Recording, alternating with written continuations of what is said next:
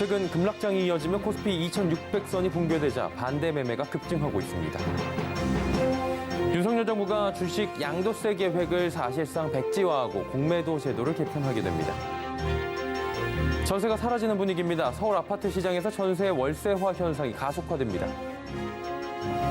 KDB 산업은행이 부산 이전의 민영화까지 거론되고 있습니다. 금융권의 뜨거운 감자로 떠오르고 있는 산업은행 개편 짚어보도록 하겠습니다. 센 경제라이브 시작합니다.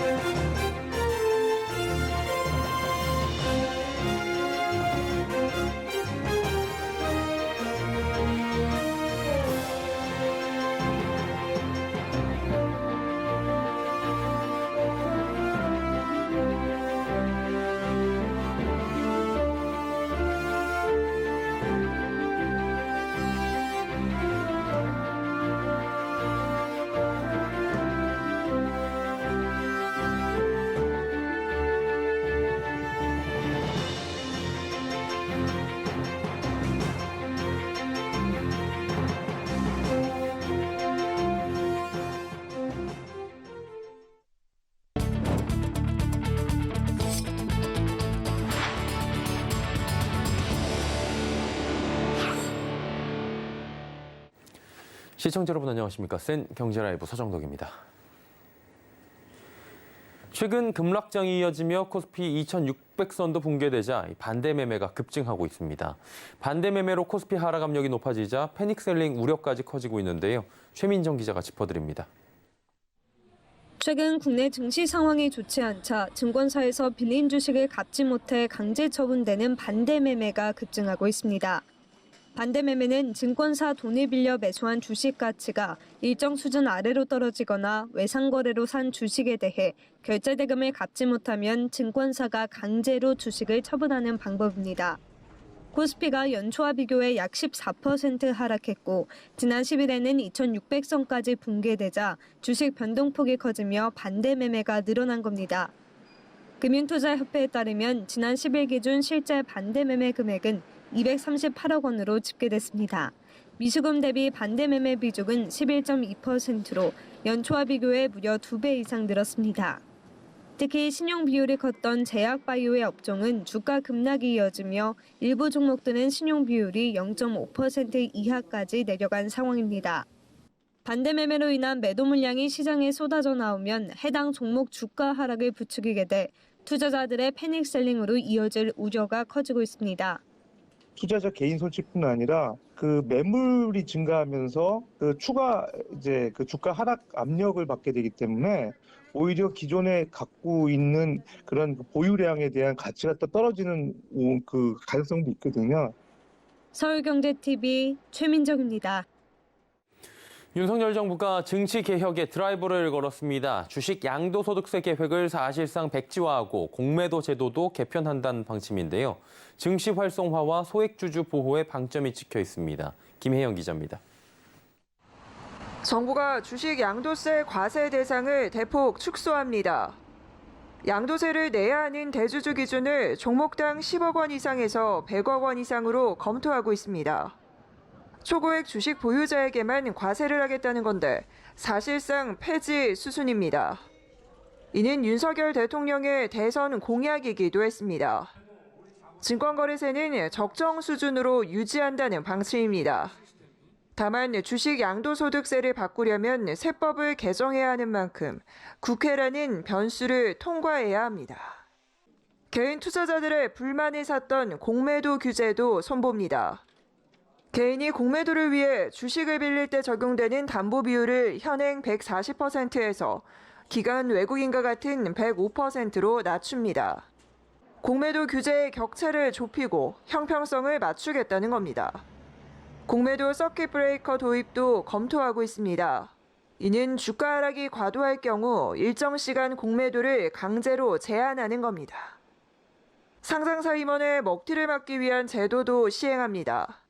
임원 등 내부자가 지분 매도 시 처분 계획을 사전에 공시하도록 해 미공개 중요 정보를 이용한 부정 행위를 예방한다는 방침입니다. 서울경제TV 김혜영입니다. 코로나19로 인해 중국 상하이항이 봉쇄되며 해운사들의 매출 둔화 우려가 커졌는데요. 예상보다 빠른 운임 회복 등 다양한 호재, 2분기에도 이익 증가가 전망된다고 합니다. 윤혜림 기자입니다. 이달 들어 해운주들이 강세를 보이고 있습니다. 지난 2일부터 11일까지 HMM의 주가는 8.3%, 대한해운 10.7%, 펜오션 15.8% 올랐습니다. 특히 태용로직스는 어제 보통주 한 주당 신주 한 주를 배정하는 무상증자를 결정해 전거래일 대비 29.5%의 상승률을 기록했습니다. 해운주들의 주가 상승엔 국제 해상물류 운임 증가가 영향을 끼쳤다는 분석입니다. 오늘 한국관세물류협회에 따르면 지난 1월 1296포인트까지 떨어졌던 발틱 운임 지수가 어제까지 136.5% 오르며 다시 3000포인트를 넘어섰습니다. 중국의 코로나19 봉쇄 정책 중단 이후 추가 운임 상승 가능성도 제기되며 실적 기대감도 높아지고 있습니다. 엄경화 신용증권연구원은 중국 항만에서 수입 물동량 처리 속도가 느려져 오히려 철광석 재고가 빠르게 감소하고 있다며 봉쇄 종료 이후 재고 축적 수요 증가에 따른 운임 상승이 가능하다고 밝혔습니다. 원달러 환율 상승도 주가 반등의 원인으로 꼽힙니다. 매출과 비용이 달러로 결제되는 해운업의 특성상 환차익이 높아지는 점도 주가 반등에 긍정적인 영향을 끼쳤다는 분석입니다. 운임 상승이 2분기부터 본격적으로 반영되고 운항거리가 다시금 증가하는 구조적인 변화도 일어나고 있어 해운사의 주가 오름세는 당분간 이어질 것으로 보입니다. 서울경제TV 윤혜림입니다. 올 1분기 서울 월세 거래 사상 최고치를 기록했습니다. 여기에 더해 월세값도 덩달아 오르는 상황인데요. 이지영 기자입니다. 서울 아파트 시장에선 전세의 월세화 현상이 가속화되고 있는 분위기입니다. 서울 부동산 정보광장에 따르면 올해 1분기 임대차 계약 54,457건 가운데 21,091건이 월세 계약인 걸로 나타났습니다. 지난해 같은 분기에 16,454건인 것과 비교하면 28.18% 오른 겁니다. 1분기 아파트 월세 거래량이 2만 건을 넘은 건 서울시가 관련 통계를 작성하기 시작한 2011년 이후 처음입니다. 서울 임대차 시장에서 월세 비중이 높아진 배경엔 임대차 3법이 손에 꼽힙니다. 임대차 3법 시행 이후 전세 가격이 급등하고 매물이 줄어든 상황에서 대출 규제에 금리 인상으로 부담을 느낀 세입자가 월세를 선택하고 있는 겁니다. 그 전세자금 대출의 금리도 많이 오르다 보니까 차라리 월세를 내는 그 월세 금리가 전세자금 대출의 금리하고 그렇게 차이가 안 나면 실제 보증금을 많이 투자하지 않고 월세를 선택하는 것도 나름의 합리적인 소비라고 생각하는. 월세 가격도 오르고 있습니다. 부동산 빅데이터 업체 아실에 따르면 서울 서초구 레미안 신반포 팰리스 84제곱미터는 지난달 보증금 2억에 월세 370만 원에 거래됐었는데 어제 같은 평형이 보증금 2억에 월세 480만 원에 거래됐습니다. 서울 송파구 트리지움 59제곱미터 또한 지난 3월 보증금 1억에 월세 211만 원에 거래됐었는데 같은 평형이 이번 달엔 보증금 1억에 월세 300만 원에 거래됐습니다. 한국은행의 추가 금리 인상 움직임이 예상되고 전세대출 규제 탓에 월세 선호 현상은 당분간 지속될 걸로 전망됩니다. 서울경제TV 이지영입니다.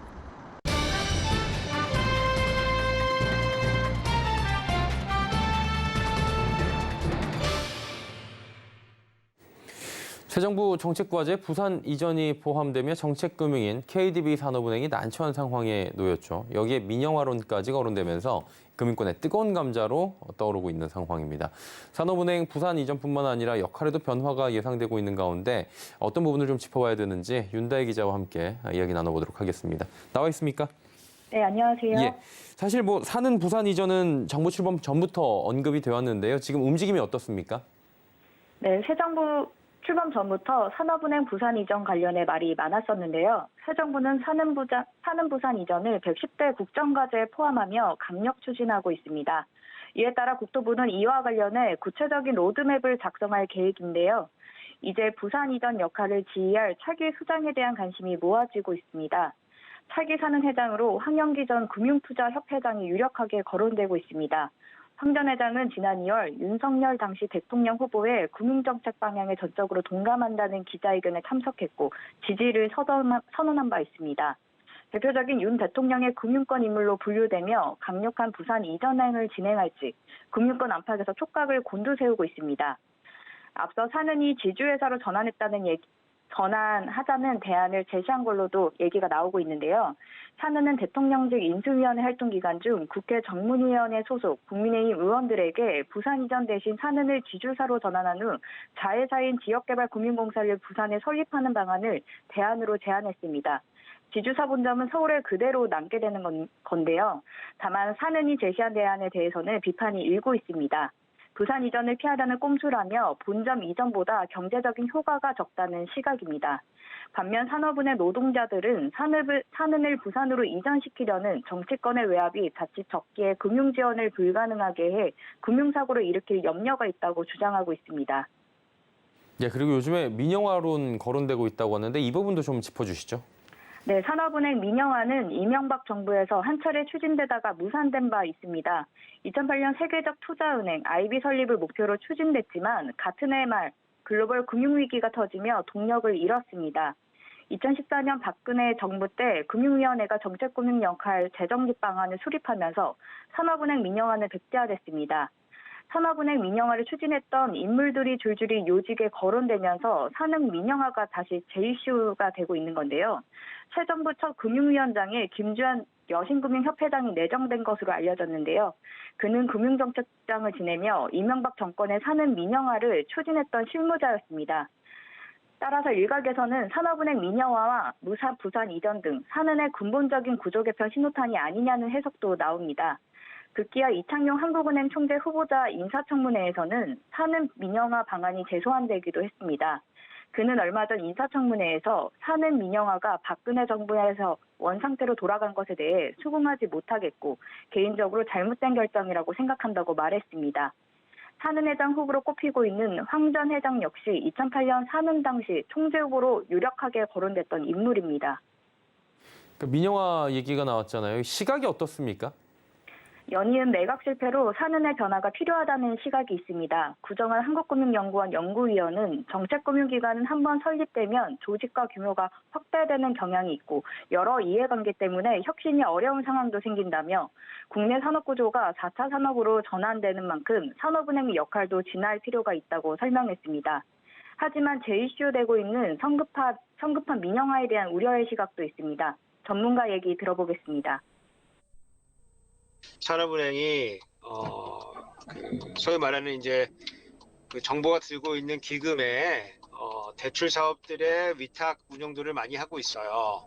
그래서 공공기능이 많기 때문에 그걸 민영화했을 때 그 기능을 대체할 만한 혹은 담당할 만한 대체 수단이 있지 않고 성급하게 민영화를 진행을 시키면은 이제 교각사로의 이제 우를 범할 수가 있기 때문에 더 현황도 살펴보고 그 논리도 더 따져본 다음에 네, 명확한 목적과 설계가 마련되지 않은 민영화는 역효과를 낳을 수 있다는 얘기입니다. 부산 이전 얘기 나오고요. 사는 역할에도 이제 변화가 예상되고 있다고 하는데 이 부분 좀 짚어주시죠. 네, 지난 5년간 기업 구조조정이 줄줄이 실패하면서 산업은행 역할과 기능 재편 필요성이 제기되고 있는데요. 이동걸 전 회장 재임 당시 산업은행은 아시아나항공, 대우건설 등 굵직한 구조조정을 성사시켰지만 최근 인수합병이 줄줄이 무산되면서 책임론이 제기됐는데요. 산업은행이 추진하던 자회사 KDB 생명보험의 매각이 최근 무산됐고 또 무산된 이유는 산은과 협상을 벌이던 사모펀드 운용사가 금융기관 대주주 변경 승인의 요건에서 탈락하며 매각이 불발된 거고요. 이에 앞서 산은이 추진하던 한국조선해양과 대우조선해양의 합병도 좌초했습니다. 연이은 기업 매각 실패로 정책금융기관으로서의 역할을 재조정해야 하는 것 아니냐는 주장이 나오는데요. 여기에 산업은행이 새 정부 정책과제의 중심으로 떠오르면서 역할 재편론이 기류를 타고 있습니다. 산은의 방식의 변화가 필요하다는 지적도 나오는 가운데 민영화 재추진도 거론되고 있어 산은의 입지가 더 좁아지는 건 아닌지 관심이 집중됩니다. 예, 산업은행 민영화 부산 이전 관련 이야기 나눠봤습니다. 금융부의 윤다혜 기자였습니다. 고맙습니다. 감사합니다.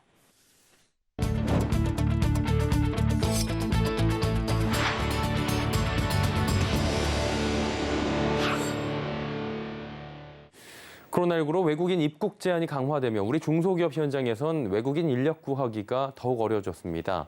가뜩이나 인력난이 심한 중소기업들 외국 인력 쿼터제를 폐지해야 한다고 목소리를 높이고 있는데요. 장민선 기자입니다. 코로나19 사태가 길어지면서 외국인 인력 수급에 어려움을 겪었던 중소기업. 청장년층이 취업을 기피하고 코로나19와 우크라이나 사태 등 대내외 악조건 속에 외국인 근로자에 대한 의존성은 더 높아지고 있습니다. 이 같은 상황에서 중소기업 중앙회는 오늘 서울 여의도 중기중앙회에서 외국 인력 정책 대전환을 주제로 토론회를 열었습니다. 포스트 코로나 시대에 대응하고 인구 구조 변화와 기업 경쟁력 강화를 위해 고용 허가제의 발전 방향을 모색하기 위한 자리입니다. 현재 외국인 고용 허가제는 외국인 근로자 인권 보호와 중소기업의 인력 부족 해소를 위해 2004년 도입돼 올해로 19년 차를 맞았습니다. 하지만 포스트 코로나 대응, 인구 감소 등 환경 변화에 따라 중소기업계는 외국 인력 정책의 변화를 요구하고 있습니다. 현재의 쿼터제는 현장의 인력 수요에 비해 매우 제한된 인원만을 허용을 하고 있고 그마저도 팬데믹으로 인해 입국이 그동안 원활하지 못했던 상황입니다. 쿼터제는 폐지하고 보다 실수에 맞게 외국인 근로자 도입을 확대해야 한다고 생각합니다. 이날 토론회에선 숙련 외국인의 문호를 넓혀 기업이 직접 국내 연수를 할 수 있도록 해야 한다는 제언도 나왔습니다. 이외에도 중소기업계는 노동인구 감소와 고령화에 따라 전문직 연구 분야 등에서도 외국인 근로자 채용과 기업의 자율성이 확대돼야 한다고 목소리를 높였습니다. 서울경제TV 장민선입니다. LG 생활건강은 오는 15일부터 상해에서의 물류 사업이 정상화된다고 밝혔습니다. LG 생활건강은 지난 5월 4일 중국 상해시 상무위원회에서 발표한 조업 가능 화이트리스트 기업에 포함됐습니다. 이후 11일 조업 재개 신청이 승인됨에 따라 방역 조치 완비 등 준비 절차를 거쳐 물류 사업을 정상화한다는 방침입니다. 3월 말 상해시 봉쇄 조치 이후 통제됐던 유통망이 정상화됨에 따라 상해 보세구역에 묶여있던 제품들의 통관이 가능해지고 상해 물류센터에서 중국 전역으로 배송하는 일이 가능해질 전망입니다. 삼성전자가 현재 시간 11일부터 이틀 동안 영국 런던에서 네오 QLED 8K를 중심으로 TV 신제품의 핵심 기술을 소개하는 유럽 테크 세미나를 진행합니다. 테크 세미나는 영상과 음향 분야 미디어와 전문가를 대상으로 삼성 TV의 최신 기술과 서비스를 소개하고 이들로부터 다양한 의견을 듣는 자리입니다. 지난달 11일 중동을 시작으로 전 세계 주요 지역에서 온라인으로 진행 중이고 영국에선 현장 전시까지 진행해 참석자들로부터 호응을 얻고 있습니다. 이번 행사엔 영국뿐만 아니라 유럽 주요 국가의 영상, 음향 전문가와 미디어, 고객사들이 참석해 네오 QLED 8K의 화질 기술과 스마트업으로 강화된 게이밍 기능 등을 체험할 것으로 기대됩니다. LG전자가 다양한 컬러를 갖춘 LG 디오스 오브덱 컬렉션 라인업에 와인셀러를 추가합니다. 이 와인셀러는 8병에서 최대 121병을 보관할 수 있는 총 5종류로 구성됩니다. 이번 신제품은 와인셀러와 스마트폰에 LG 싱크앱을 연동한 뒤 와인의 전면 라벨만 찍으면 이름과 종류, 생산지, 가격, 풍미 등 와인을 즐기는 데 유용한 정보를 한 번에 확인할 수 있습니다. LG전자는 이달 12일부터 6월 12일까지 서울 성수동 와인 판매점 겸 와인바인 위키드 와이프에서 신제품을 체험할 수 있는 팝업 스토어를 운영합니다. 하나금융그룹이 청라 하나드림타운 내 중소기업 직원 자녀와 함께 이용하는 청라 상생형 하나금융 공동직장 어린이집을 개원했습니다. 하나금융은 2018년도부터 어린이집 100호 건립 프로젝트를 진행했고 이번이 58번째 어린이집입니다. 연면적 약 1,200평, 정원은 300여 명으로 국내 최대 규모입니다. 어린이집엔 단순 보육 공간 이외에도 디지털, 인공지능 등 스마트 환경과 인터랙티브 놀이공간, 미디어 콘텐츠 제작, 어린이 방송실 등의 첨단 기술을 갖추었습니다. 하나금융은 나머지 42개의 어린이집을 완공할 예정으로 이 프로젝트는 내년 말께 완료될 계획입니다. 주시보 포스코 인터내셔널 사장이 코로나19로 중단된 글로벌 공급망 점검을 재개하며 투자법인 챙기기에 직접 나섰습니다. 주 사장은 9일부터 12일까지 우즈베키스탄을 방문해 우크라이나 사태 장기화에 따른 물류 공급망을 점검하고 보자로브 하이바예비치 파르가나 주지사를 만나 원면 클러스터 조성 현안을 논의했습니다. 주사장은 페르가나 주지사와의 면담에서 면방 클러스터 조성, 친환경 인증 획득으로 우즈베키스탄 면방 사업이 한층 탄력을 받게 됐다며 우즈베키스탄의 대표 외자 기업으로서 현지 지역사회와 동반 성장해 나가겠다고 밝혔습니다. 탈모와 세치 등 두피 건강에 나이를 불문하고 요즘 관심이 커지고 있죠. 자, 이런 상황에서 생활용품 업계에도 다양한 기능의 샴푸를 내놓으며 치열한 경쟁을 펼치고 있는 모습인데요. 김수빈 기자입니다. 탈모, 흰머리 등 성별과 나이를 막론하고 두피 건강은 전 세대의 공통 관심사가 됐습니다. 젊은 층도 두피 건강에 관심을 가지자 샴푸 시장이 기능성으로 눈을 돌리고 있는 모습입니다. 국내 헤어케어 시장은 2017년 8천억 원에서 지난해 1조 3천억 원으로 급성장했습니다. 이 같은 분위기에 생활용품 업계에서는 세치 인구를 겨냥해 다양한 샴푸들을 내놓고 있습니다. 아모레퍼시픽의 탈모과학 전문 브랜드 련은 지난달 세치 케어 라인 샴푸와 트리트먼트를 선보였습니다. 세치 커버라는 본질 속성은 물론 탈모 두피 모발 케어 기능까지 지속적으로 업그레이드해 나갈 계획입니다. 특히 산화 방식으로 염색하지 않고 컬러 코팅 방식을 적용해 안전성을 높였다는 설명입니다. 기능성 샴푸인 만큼 업계에서는 최대한 자연적인 기술을 활용해 제조하는 추세입니다. 앞서 지난해 모다모다는 과일이 항산화를 위해 검게 변하는 갈변 현상에 착안한 제품을 선보이며 염색 샴푸 시장에 불을 지폈습니다. LG 생활건강은 오늘 봉숭아 물을 들이는 원리에 착안한 샴푸를 출시하며 세치 샴푸 시장에 출사표를 던졌습니다. 기능성 샴푸 시장이 꾸준히 성장할 것으로 전망되고 있는 만큼 소비자를 공략하기 위한 업계의 경쟁은 더 치열해질 것으로 예상됩니다. 서울경제TV 김수빈입니다.